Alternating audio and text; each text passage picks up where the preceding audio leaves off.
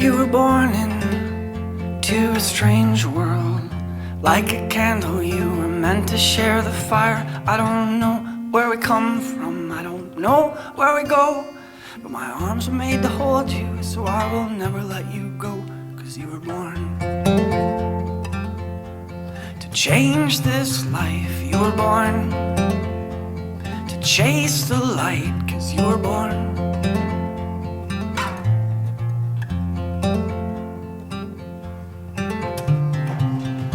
Love your mother, yeah, she's a good one. She'll build you armor, keep you warm as a hen. The stars may fall, the rains may pour, I will love you evermore. Cause you were born to make this right. Cause you were born to chase the light. Cause you were born.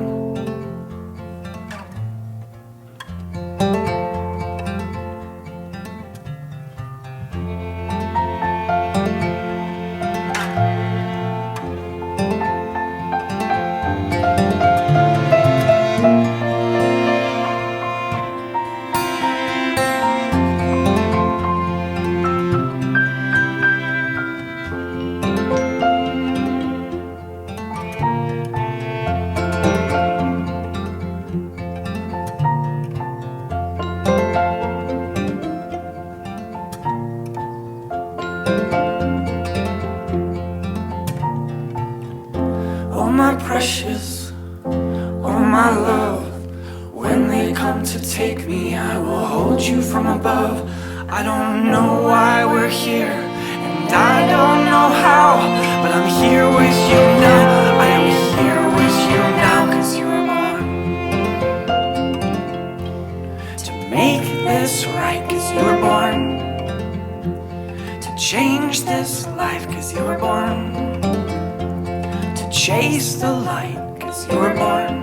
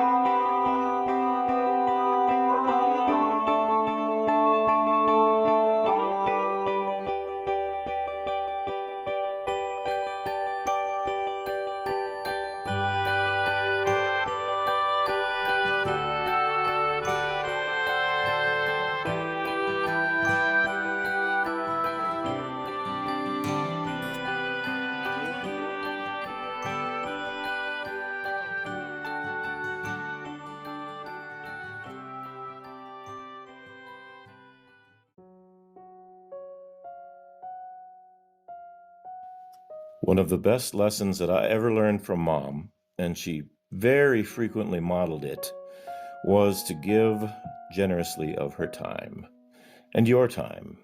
She would stay up until 1 o'clock in the morning, and if something needed discussing, she would discuss it until it was done being discussed.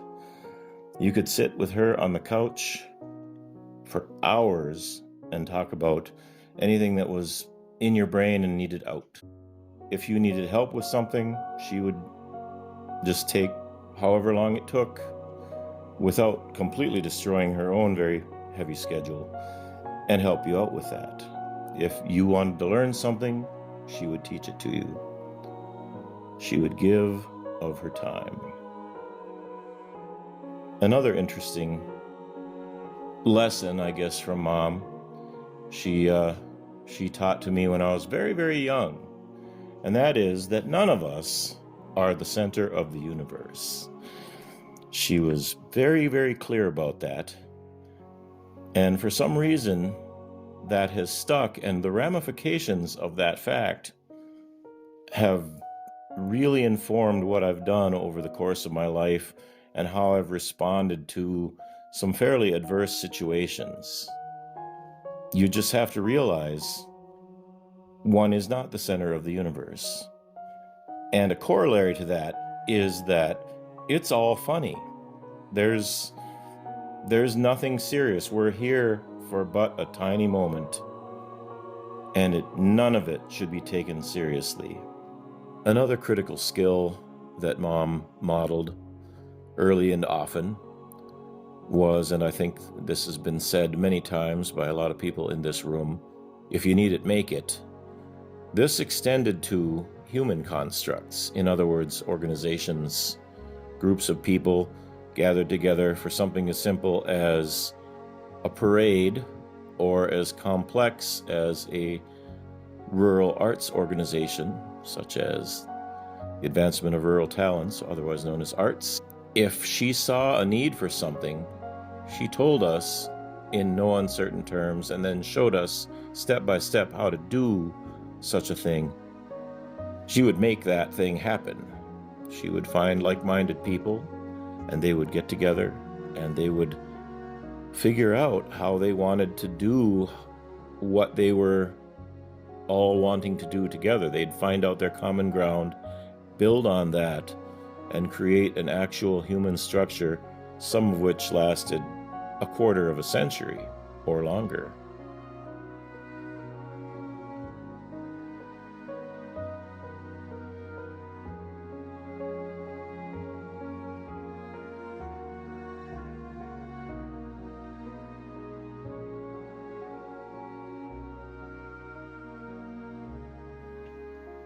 From the time she was very young, Mom had a close connection to the nature and spent a lot of her time in the outdoors. She loved to swim and play outside. One of her jobs as a girl on the family farm was to bring the cows in from the fields for milking each day. She loved the fields. She loved the cows. She preferred to sleep in the hayloft of the barn rather than in her room. She passed this love of the outdoors to all her kids. Growing up, we were expected to be outdoors, not indoors, if the weather outside was even halfway decent. So much so that if one of us was caught indoors on a lovely summer day, we had some explaining to do. And whatever the reason we gave didn't really matter. It was always just get back outside. Her love of nature informed her art. Trees and natural landscapes were her favorite subjects of her paintings. She enjoyed incorporating natural elements and found objects in her three-dimensional artworks. Mom was incredibly creative and inventive in everything from her art to her books, business endeavors, to her cooking, to how she raised her kids. She couldn't not be creative. She saw art and beauty everywhere, in every little leaf or stone she would see on a walk. She loved to ignore gender stereotypes, or any stereotypes for that matter. One motto that she and Dad had was, if you need it, make it.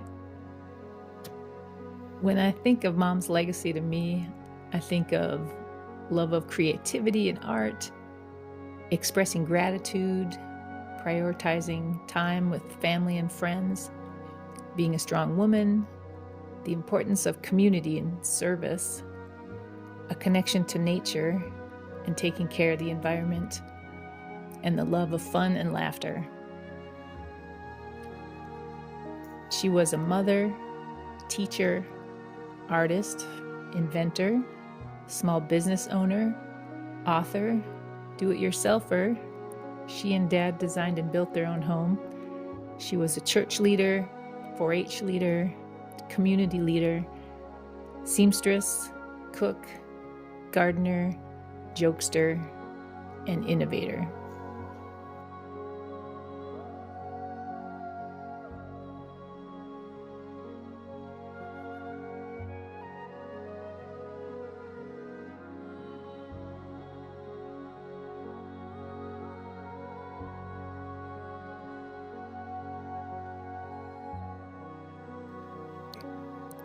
In my earliest memories of Mom, she was always encouraging creativity, whether that was drawing, sculpture, painting, singing, dancing, or acting. There were many theatrical productions in our makeshift basement theater. All the classic fairy tales came to life in front of an adoring audience. Sets and costumes were always assembled with what was available, but always set the scene with just a little imagination required. As we moved through life, we were always taught to look at things, not for what they were at first glance, but the things hidden within. On summer days, lying on a blanket in the yard, watching the fluffy clouds drift by, we would be asked, "What do you see? An elephant? A jumping fish? A tree? Or perhaps a school bus?" Out on our many walks in the woods, patterns in tree bark would always reveal faces and animals. Rocks were not immune from the same scrutiny. What do you see? It seemed nearly everything we encountered had some hidden secret.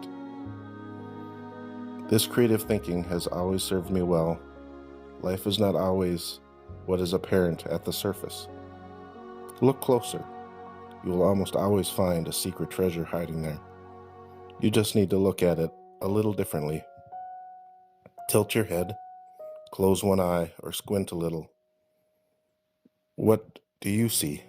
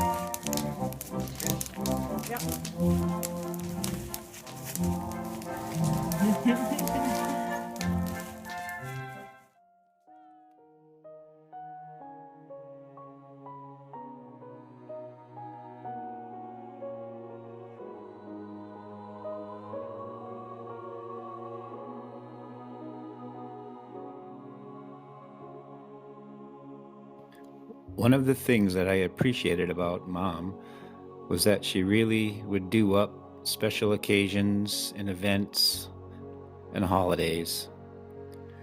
For our 5th and 10th and golden birthdays, Mom granted us an actual party where we could invite friends over. She would bake us fancy sculpted theme cakes of our choosing. I think I chose the Roadrunner for my 5th birthday. For Halloween, she would often fabricate elaborate papier-mâché costumes, adorning them with realistic paint jobs, faux hair, and fabrics to great effect. She would cook full meals for holiday dinners like Easter and Thanksgiving that often included family heritage dishes like lefse or her famous klub, or potato dumpling. One Christmas that stands out for me was when I was about 5 or 6. Mom wanted to recreate a turn-of-the-century family Christmas in an old homestead dovetail log cabin that is part of the Webster farm. There's no power in it, just an old wood-fired cook stove for heat. It was a particularly cold December evening, and I remember we trimmed a small balsam fir tree with lead tinsel and actual clip-on candles that we later ignited. We exchanged handmade gifts by lantern light, sang Christmas carols, and hurried through a very cold meal of Swedish meatballs and potatoes. Quite memorable, to say the least.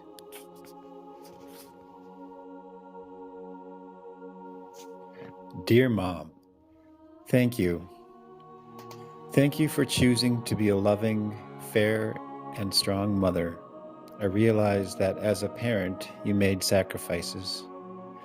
I appreciate the time you invested in me.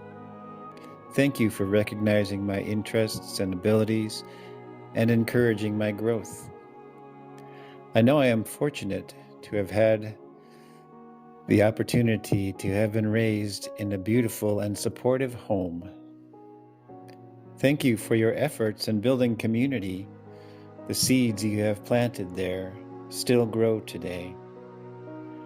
I am grateful for your positivity, independence, creativity, discernment, humor, confidence, and joy. These attributes and many others live on in your children. Thank you, Mom. I love you. Life is a story we're meant to live through. Then both me and you are the pages. I'll tell you a tale, and most of it's true. You see, I came here for you through the ages.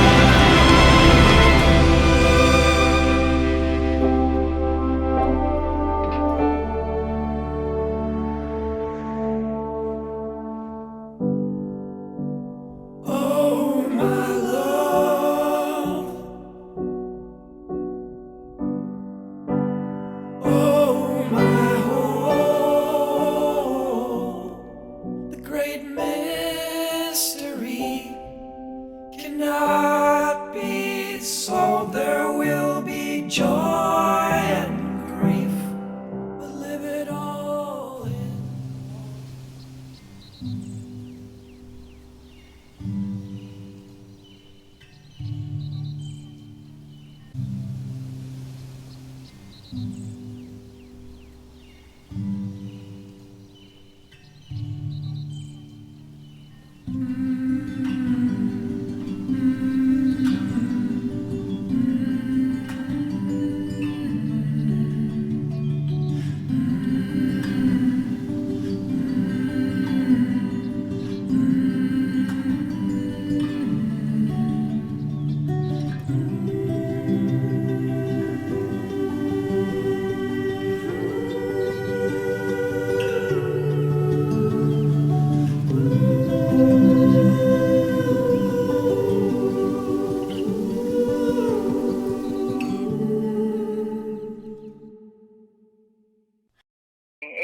And I just, woo, what's that all about?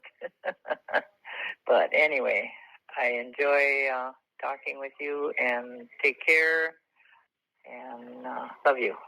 Bye-bye.